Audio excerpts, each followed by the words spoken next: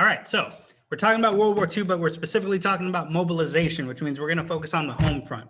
We're going to talk about the different groups and federal organizations that sprout up during the war and wartime. We're going to talk about what's going on socially and to an extent economically in the United States. So let's go ahead and begin.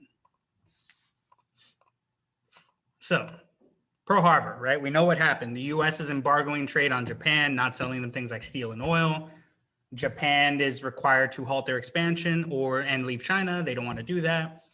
Here is an image of the Japanese Empire at its height in 1942. What happens? Well, in December 7th, 1941, don't know why I said it like that, the Japanese launched a surprise attack on the United States. They killed 2,400 Americans in a date that would live in infamy, right? Pearl Harbor is attacked, a surprise attack, and then the United States enters World War II by declaring war on Japan. Germany and Italy will, in response, declare war on the United States. And thus, the United States is in the war. So, key point one. Mass mobilization of American society helped end the Great Depression, and the country's strong industrial base played a pivotal role in winning the war by equipping and provisioning allies and millions of U.S. troops. Yeah, the First World War is so good they made a sequel 20 years later. Yeah, it's rough. So, again, part of what helps America contribute to the Allies, other than manpower, other than strength, is the industry in the United States. That's a massive industrial base, and they use it to the full might of their power and abilities.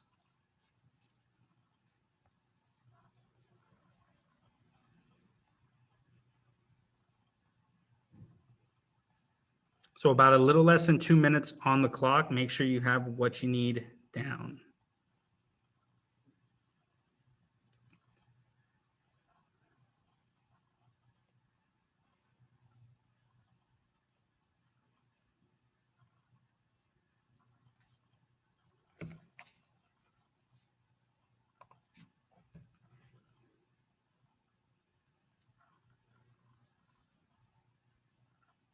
About a little less than a minute, about a minute left on the clock, so to speak, as we get ready to move forward.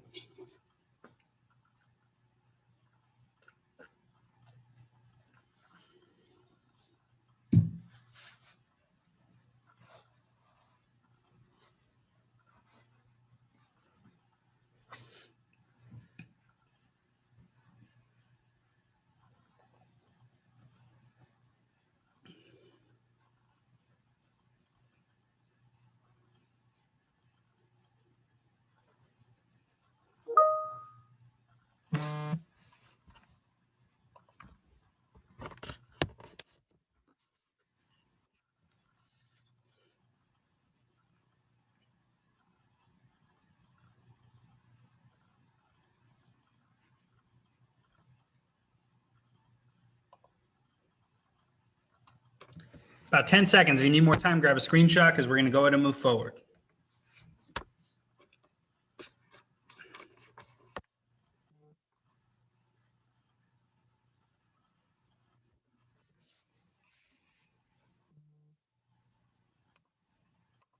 All right, so you don't need to write any of this down. I repeat, you do not need to write any of this down. All right, what we are going to do is talk about the economy in the United States. All right, so during the war, the industry in the United States, the factories are all converted for war production. So if you were a factory and you made thimbles or you made Monopoly pieces, now you made bullets. If you used to make cars, now you make tanks. If you used to make, passenger planes, now you make warplanes. The industrial production in the United States will double during the war, at the height of the war, and real wages, like work wages, will increase by as much as 50%. Agriculturally speaking, booming. Everything starts to get better for farmers because we're growing more, because we need more food, because, hey, fighting a war. Labor union membership will also increase dramatically from 9 million around 1940 to 14.8 million. I want you guys to take a minute. I'll even time it a minute. And I want you to look at this unemployment chart specifically. What's happening?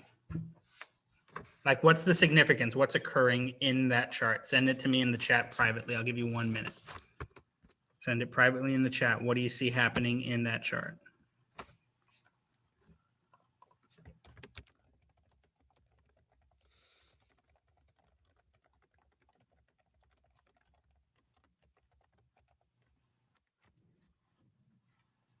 Couple of responses in so far. I like what I'm seeing. A couple of more seconds. Make sure you send me something. About 30 seconds left.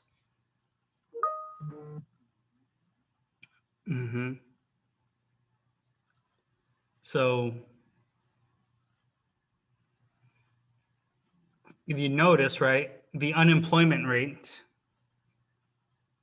more people are getting jobs. So you guys are noticing all main stuff, right? People are getting jobs, right? The unemployment rate right at 1930 is a little low. It's like 8-9%, but it skyrockets to 25% at its height.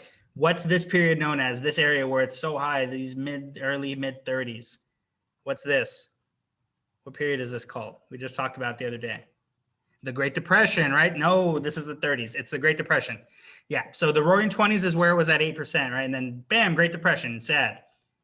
What Roosevelt plan is kind of helping the unemployment drop down? What's giving people jobs for a little while in the late 30s? Roosevelt had a plan, right? What was his plan called? That plan that gave people some jobs, tried to fix the Great Depression. You guys remember the name? The 3 R's, but what was the name of the plan that the 3 R's were in? You're right. It's the 3 R's. The 3 R's are the sections of the plan, but the plan had a name. Remember, it was something, it was a new thing for America, a new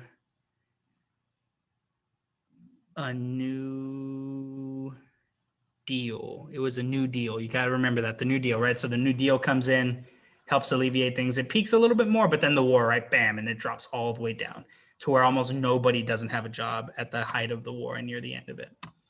So war bonds. Let's get into this. Those of you guys that have seen Captain America, the movie, the first one, saw that he sold war bonds for a little while before they were like, oh, superhero guy, right? And what war bonds are, it's incentives that are issued by the government. People can buy them either directly, civilians can buy them, or you can buy them in the stock market for more in mass. And the money that you use to buy war bonds goes to the war efforts. So it's paid, you can use it for military funding, spending, operations, whatever. And people buy these and then they cash them in later for what would you assume would be worth more, right? They accumulate value. So that's what a war bond is. And they use it to, the government's using them and selling them to try to get more money, like fundraise from people, essentially. Some of those propaganda posters are in there. And again, that's what he's selling in the first Captain America movie. He's selling war bonds, and that's what they were. So I'll give you a quick minute and a half to define war bonds.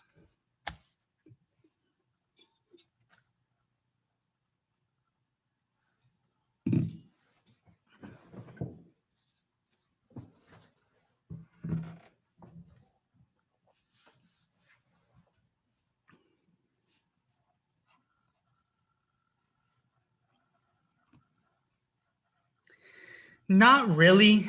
Not really a negative effects. It's just a thing that the government was doing, right, to try to make money. People that could afford them bought them, and it's not really, and they made more money off of them later. So no, not really.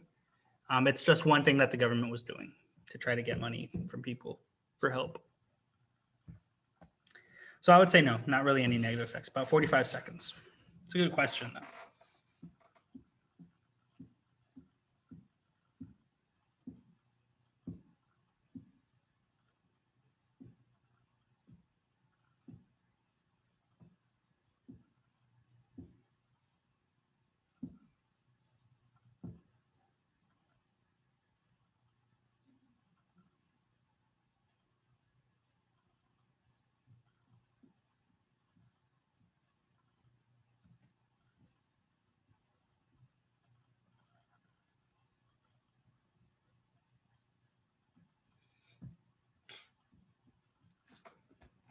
All right, let's move forward.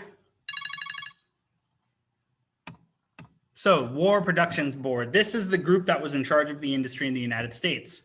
The War Productions Board was a federal agency that supervised war production during the entire Second World War. Through executive orders, they were replacing old civilian institutions. So, like the factory that used to make Fords, they don't get to decide to make Fords anymore. Right now, the War Production Board decides what they make. If you look up old cars and you look up like 1942 models of like Chevrolet or Dodge or Ford, you don't see any. And the reason there are no 1942 models is because instead they were making things for the war effort. There's like a gap in years. That's why. These propaganda pieces are also part of that. So I'll give you a quick minute and a half. The War Productions Board is in charge of the industry in the United States. They are the ones who were put in place and in charge. They are the ones who decide what factory makes what people should be doing, plant a victory garden, help harvest crops, all that fun stuff.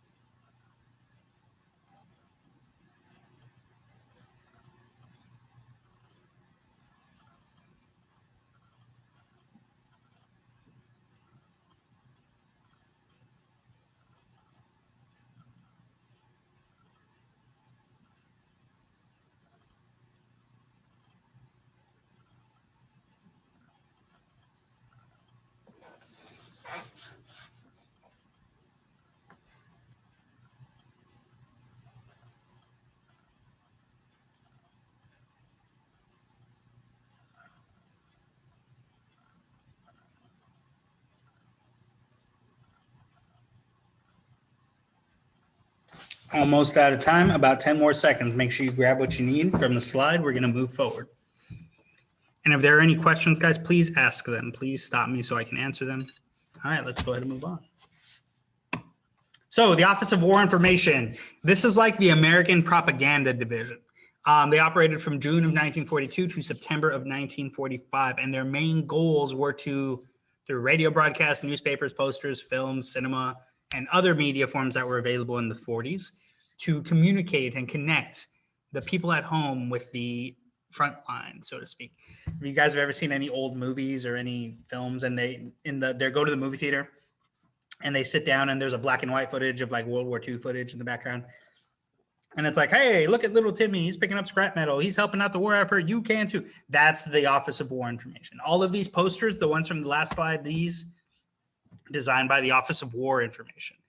Radio broadcasts, everything you can think of, designed by the Office of War Information to put out propaganda to help the war effort.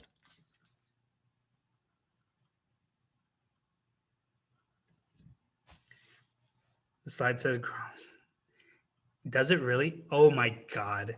So that is a typo. Thank you for pointing that out. The slide says Groms and it should say Forms. I apologize. That is a horrible, man, that is a bad typo. This is what happens, guys, when you're a history teacher and you insist on making your own slides and your own PowerPoints. Sometimes there's typos. Sometimes you type Groms instead of Forms. 1 minute on the clock so you can fix my spelling error.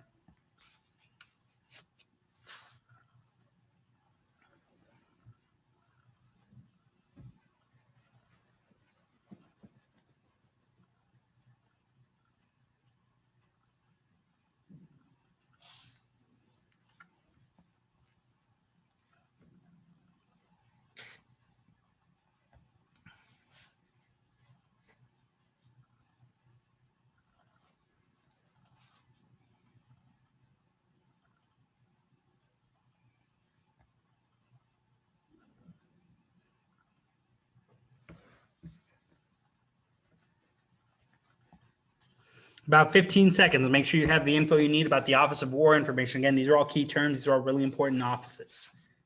This is all happening at home during the war. And then tomorrow we'll actually spend some time talking about the war and fight the war. All right, let's go to move forward. The Office of Censorship. So this was a wartime emergency aid set to aid in censorship of all communications leaving the United States, coming into the United States, and so on. Basically, they looked through letters, they looked through any messages coming out and looked for sensitive war information. If they found it, they tended to remove it. Their whole concept was to try to balance that job with maintaining constitutional liberties, and they didn't quite do one or the other. Again, a part of the propaganda. The whole thing is like, hey, if your son's off fighting the war and they send you a letter back home and they talk about where their division's going, right? Oh, mama, we're moving to Italy from here. Don't say that. And if you do get that letter, don't talk about it, right? Don't gossip. Hence the wanted for murder for careless talk poster. These are all real propaganda posters, by the way. that came up during the time.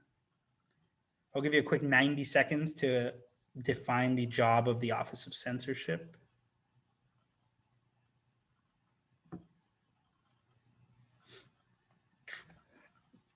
And then we're going to go ahead and move forward afterwards.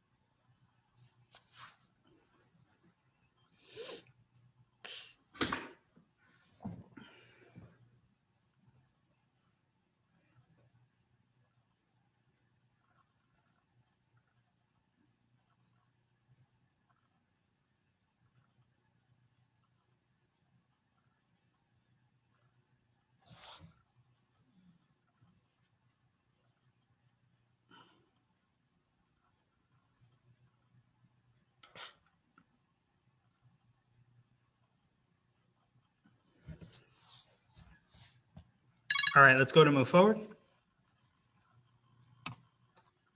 Last organization, last big group, the Office of Price Administration and the ration books. So the OPA, which is the Office of Price Administration, manages wages for workers, rent, prices of all sorts of production goods and production quotas, how much of something you can make. They manage all of that.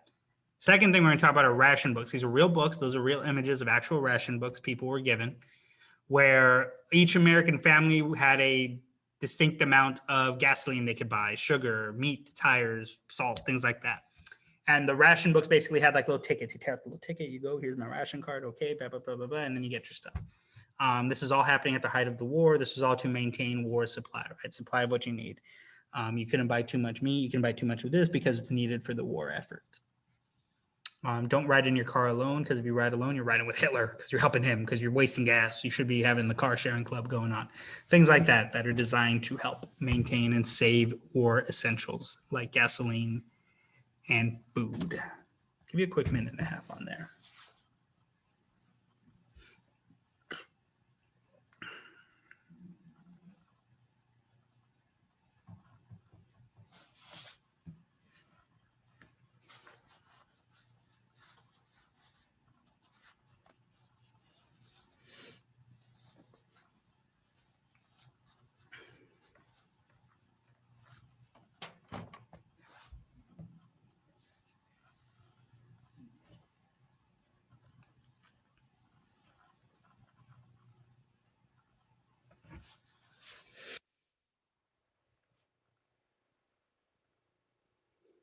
About 45 seconds.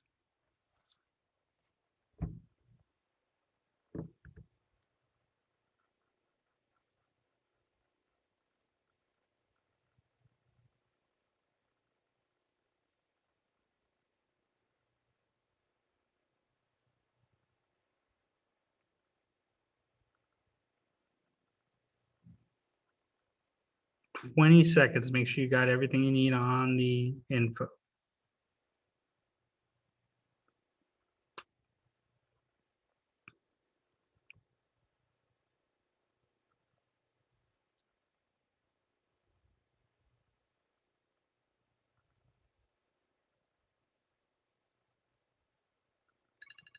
All right, so let's go ahead and move forward. Key point 2, mobilization provides opportunities for women and minorities to improve their socioeconomic positions. The war's duration, throughout of it, they're doing it throughout the war's duration. Also, this leads to debates over racial segregation. Wartime experiences generate challenges to civil liberties, such as the internment of the Japanese Americans. So we're going to talk about that. I'll give you about 2 minutes for the key points, and then we're going to get into women's contributions in the war and at home, and then we're going to get into the contributions of Mexican Americans, African Americans, and the internment of Japanese citizens, which is a horrible, horrible stain on liberty. It's about 2 minutes on the clock.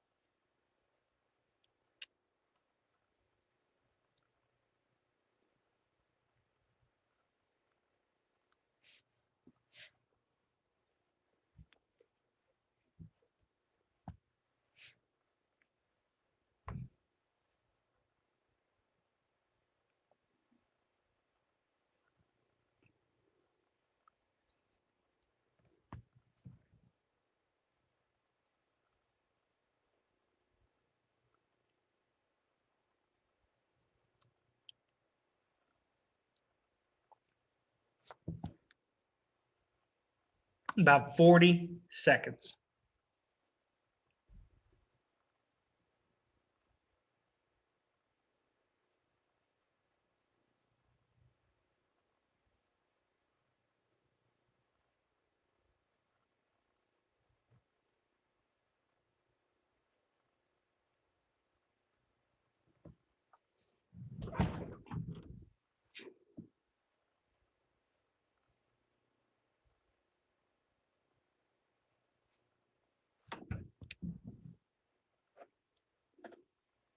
Getting ready to move forward. Make sure you have the info from key point 2.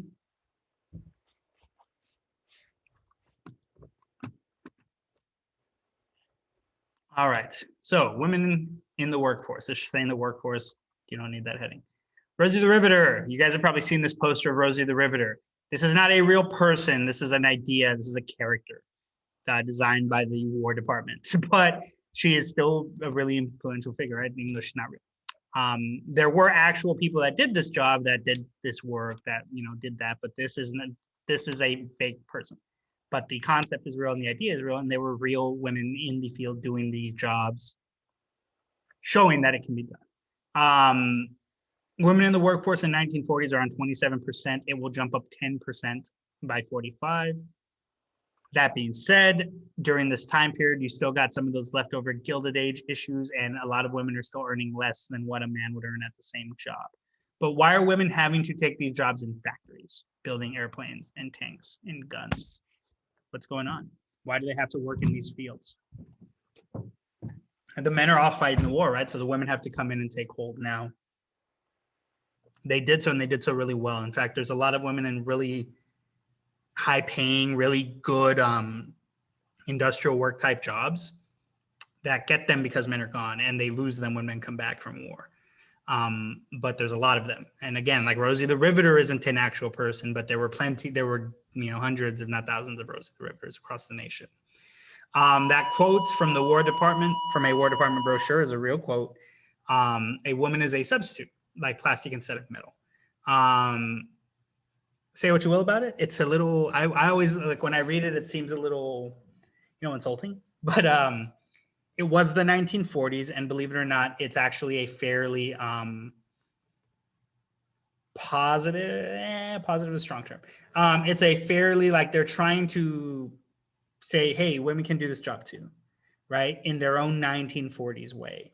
It's not great. I'm not trying to defend the War Department by any means, and I would argue that it's a little bit, demeaning to compare a woman to plastic, right? But they're saying like, hey, women are just as good at these jobs, so they should do them, and that's what happens. And the War Department and the industrial centers and they start employing women during this time period. It's critical. It's critical to war production. It's part of why American war production in the war is so high. It's the highest it'll ever be. We armed the entire Allied front, including the Soviets, including the British, because we're able to just make more of everything, right? That German officer that says, oh, our German tank's better than 5 American tanks, but the Americans always have 6. This is why we have 6. About a minute to get the info. All you really need to know is how women are working in the workforce. They are earning a little bit less, and then point out that they are taking jobs in industry to help with wartime production. Taking jobs in industry to help with wartime production. And then on the next slide, we're going to talk about women in the military, because they did a lot in the military, actually. They're really helpful in ways that not a lot of people talk about, which I always find surprising. Some people do, but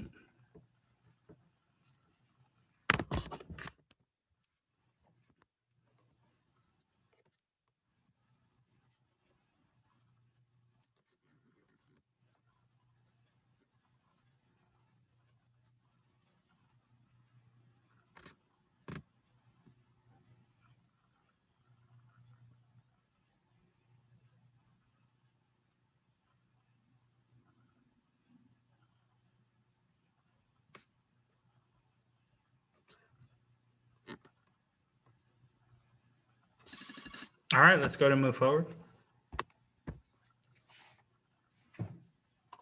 So women in the armed forces, you do not need to write every single word on here down. You need to get a few of the key ones: Women Army Corps, Women Appointed Volunteer Emergency Service, women Air Force Service pilots, WASPs. By the way, that's why they call the WASP. Like, I mean, I don't write comic books, but I'm almost certain that's why. WASPs. But 350,000 women will serve in the military throughout World War II. They'll be clerks. They'll be typists. They will drive trucks, repair airplanes, work in the labs, rig parachutes, serve as radio operators, analyze photographs. They fly military aircraft across the country and across the pond. They test repaired planes, and they train anti-aircraft artillery gunners. So like the people that are on the ground with the big gun shooting at planes by being targets, like by flying across and having them practice the motion of how you would shoot at the plane. Another major contribution that they did that isn't on here in that list, and again, you don't need to write the whole list, just give a couple of examples, is they used to train new pilots. Like, especially like this is a B-24 behind them, I believe. Actually, no, I think it is a B-17.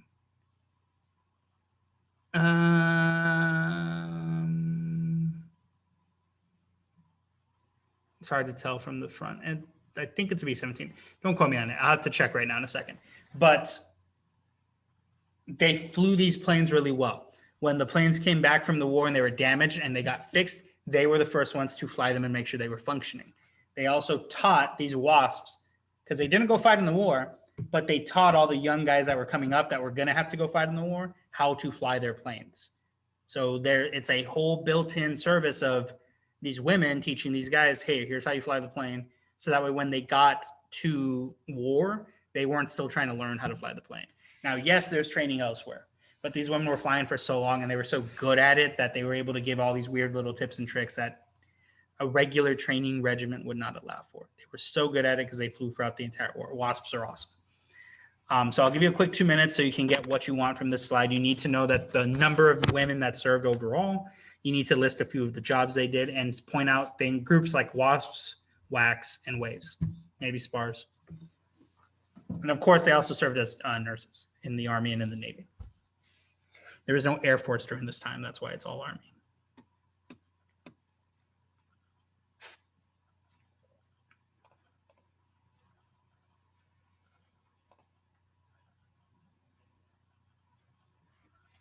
About a minute and a half left on the clock.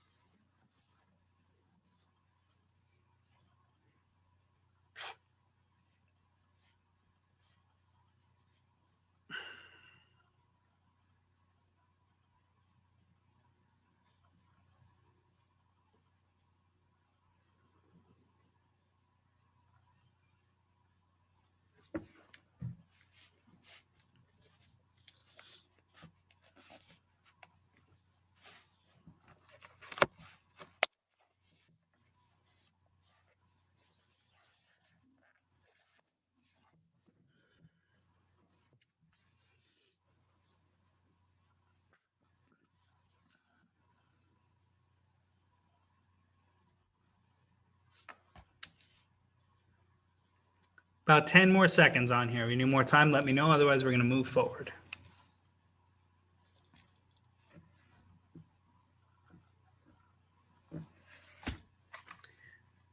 All right, let's get into our last key points. So, migration to the United States from Mexico and elsewhere in the Western Hemisphere increased in spite of contradictory government policies towards Mexican immigration. So I'll give you a quick minute and a half. Basically, this is one of the earliest times and one of the first points in the U.S. where Mexicans are going to migrate to the United States in bigger numbers, in bigger ways. And there's a few reasons why. So we'll get into those in about a minute and a half. I'll give you some time to get the key point down.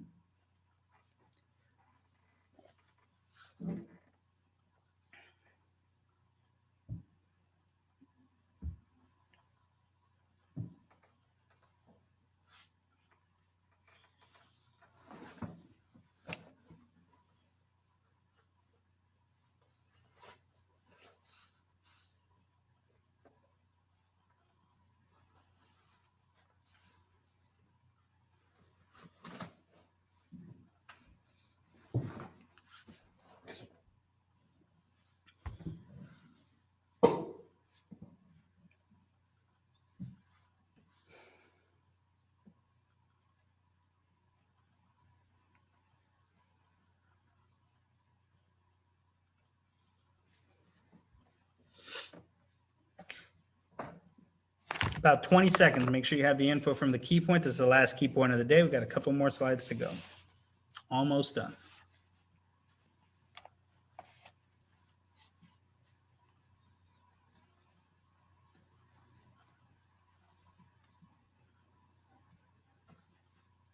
All right.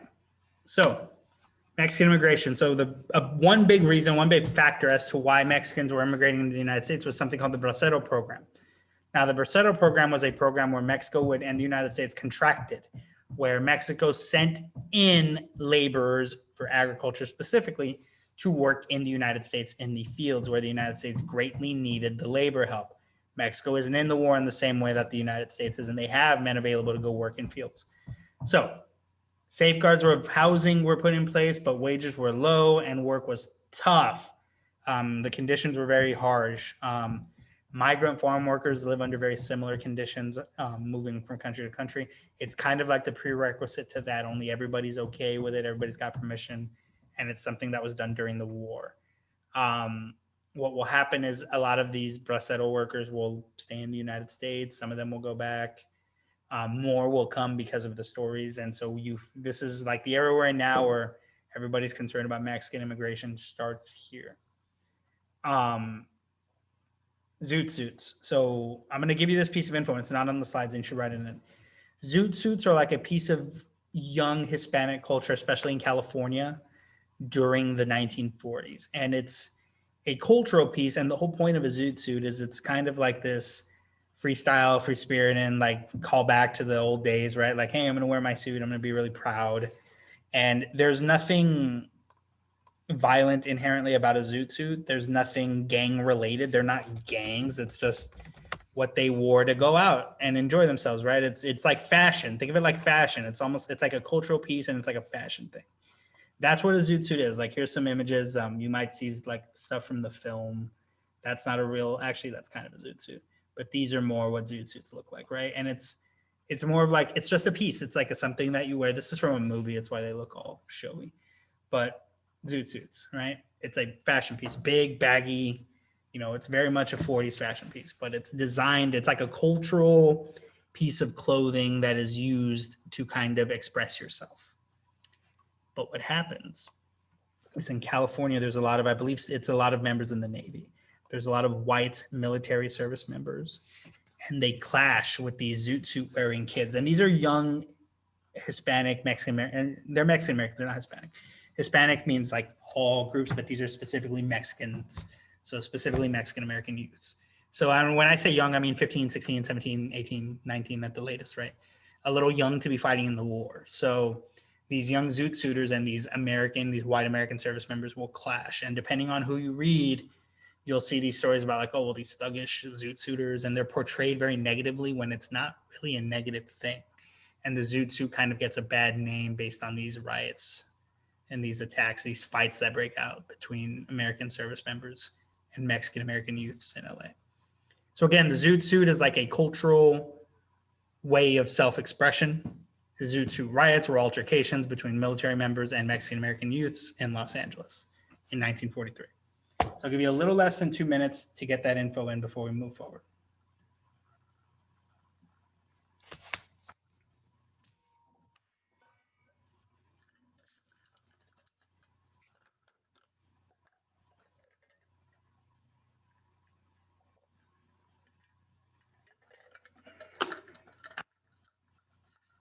Okay, Donovan, thanks for letting me know.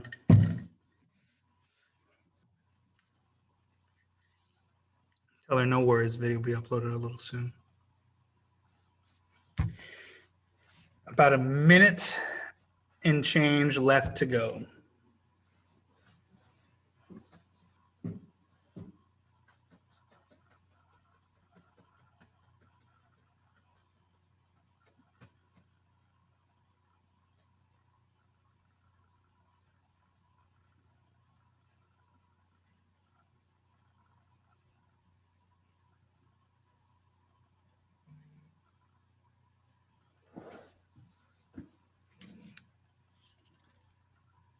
About 45 seconds left.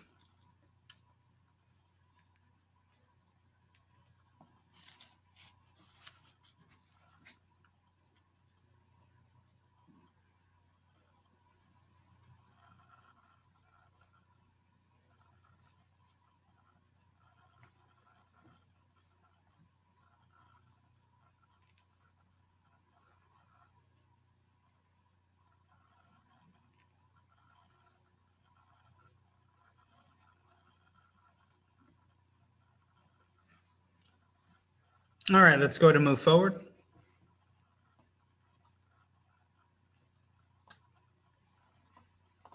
All right, so African Americans on the home front.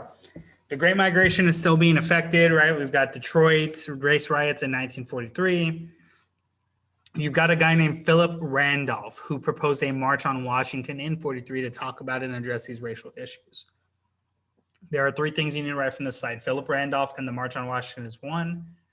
The next is something called the Committee for Fair Employment Practice. Basically, all those wartime groups, those propaganda groups, the groups that are all designed to give people jobs in industry, they were not giving jobs to African Americans. And they were upset, and through protest and petition, you got the Fair Employment Practice, which was supposed to be a way to give these people their jobs within the workforce and get them to work in the thing. There also is issues over segregation. And what you get through this is something called the Double V campaign. And it's for victory for democracy in both the war and at home. So basically victory for democracy overseas against fascism, against Nazis, and then at home against segregation and discrimination. That's the Double V campaign. So you need the Double V campaign, you need the Committee for Fair Employment Practice, and you need Philip Randolph, and the March on Washington from this slide. So I'll give you about a minute and change, a minute and a half with a little more to get that info in. Almost done, guys. Almost done.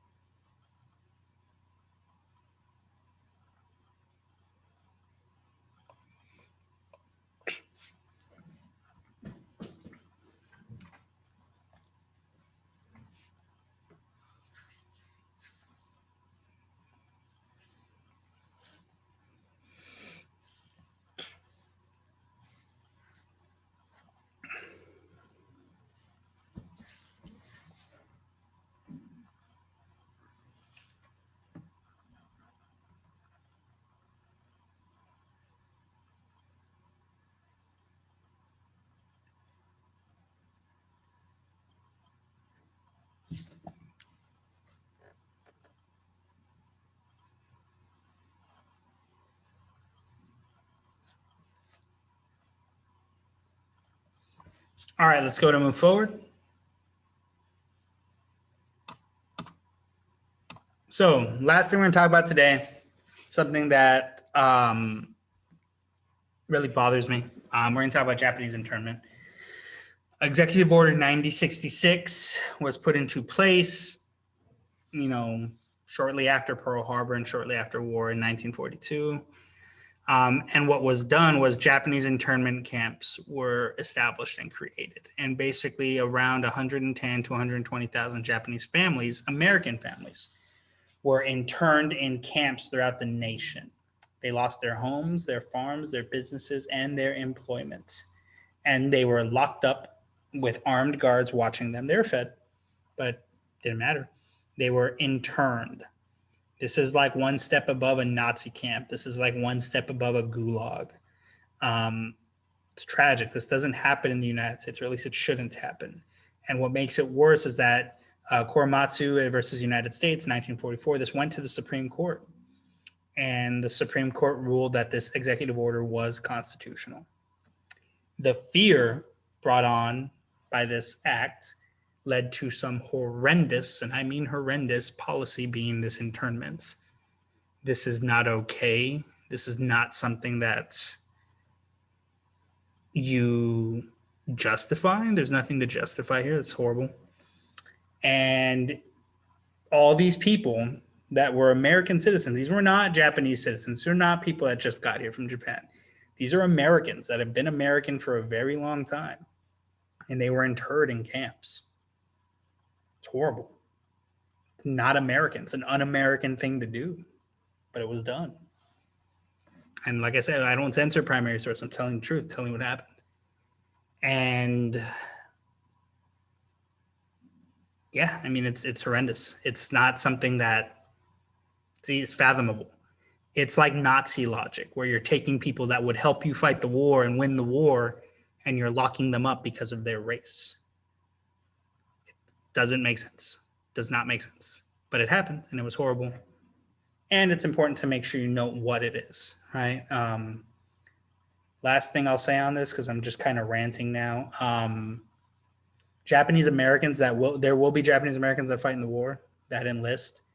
And we'll talk about their division tomorrow, but they're some of the most decorated divisions in the Army during the war. So we'll talk about them a little later and the heroics that they did act, even though this is happening to Japanese people at home. So I'll give you a quick minute and a half. Just, you need the info from the slide. You need to point out the Supreme Court case. And then we'll move on from there and we'll talk about the exit ticket and what we're doing. It's a standalone exit ticket today, so you're going to need a little bit of time to do it.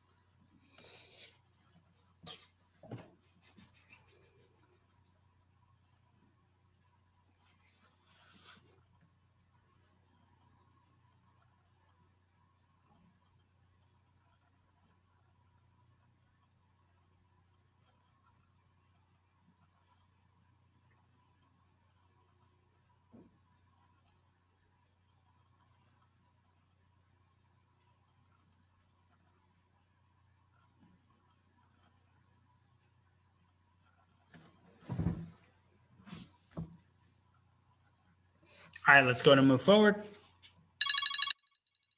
Talk about the exit ticket. So if you go into Google Classroom, Japanese have to no. So no, the picture, the political cartoon is it's more like trying to tell them about how they're gonna send them back home and destroy Japan and stuff. It doesn't make a whole lot of sense. Like the idea being that these citizens were trying to hurt the US, that they were saboteurs, right? That's part of why they're able to get this across to the people, right? Like they're all given their explosives by these Japanese people, and they're all going to go destroy America as soon as they get home.